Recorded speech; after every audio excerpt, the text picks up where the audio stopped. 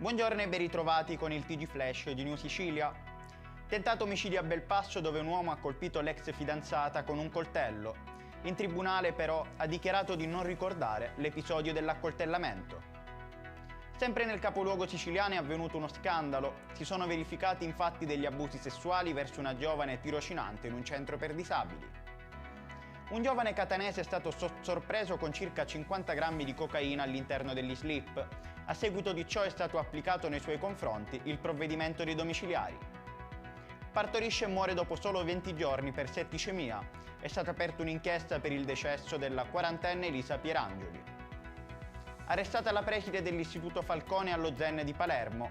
Avrebbe falsificato le firme degli studenti coinvolti nei progetti finanziati dall'Unione Europea insieme ad altre irregolarità. Ed è tutto per questa edizione, il prossimo appuntamento sarà lunedì alle ore 13:30.